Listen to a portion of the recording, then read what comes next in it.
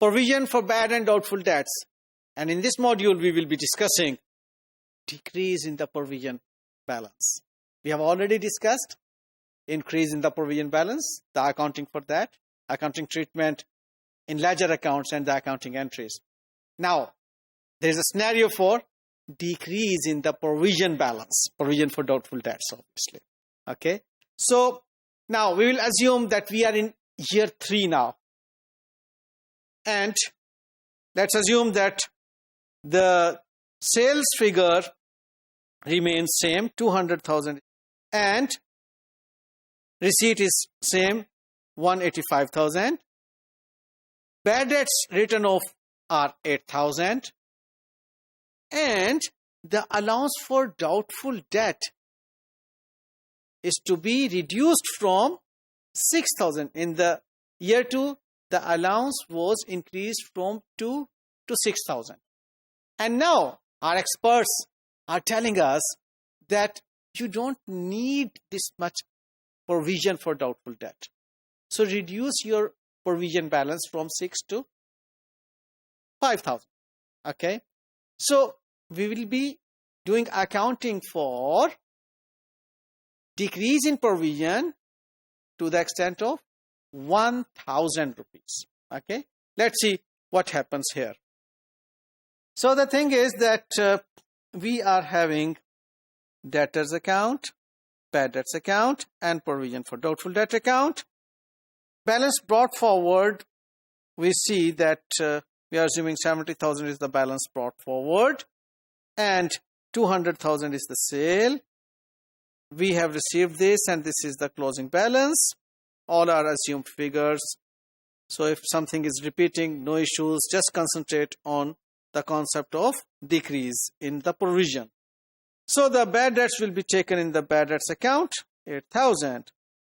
And what happens? Come down to the provision for doubtful debt account, where we see the opening balance brought forward is 6,000 and closing balance, as we discussed here, should be 5,000. Here we go. It's the closing balance. So in order to balance these two sides, the balancing figure will be 1,000, which is a decrease in provision balance from 6,000 to 5,000. So this 1,000 will be taken to the bad debts account. Okay, bad debts account will be credited with 1,000 and will be debited with 1,000.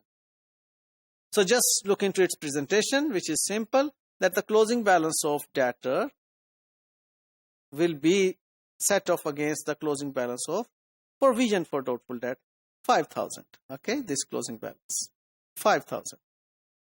And the bad debt expense in total, which is now 7,000. Bad debts written off were 8,000. Subtract this 1,000. Decrease in provision will be credited in the bad debts, which will create decrease in bad debt. So the remaining 7,000 will be taken to the income statement as an expense. Well, the accounting entry would be bad debts debit and debtors credit, the same accounting entry. We are expert in passing this entry now. And decrease in provision is here, right? Decrease in provision for bad debts is to be recorded as provision for doubtful debt debit and bad debts account credit.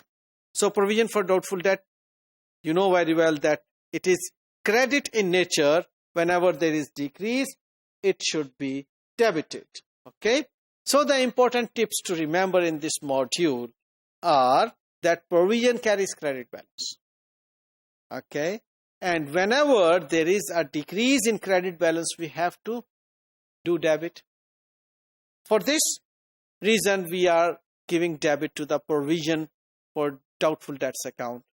And its reciprocal effect is decrease in loss, which should be credited to the bad debts account. Okay? Easy? Well, practice it once again. It will be easy. Thank you.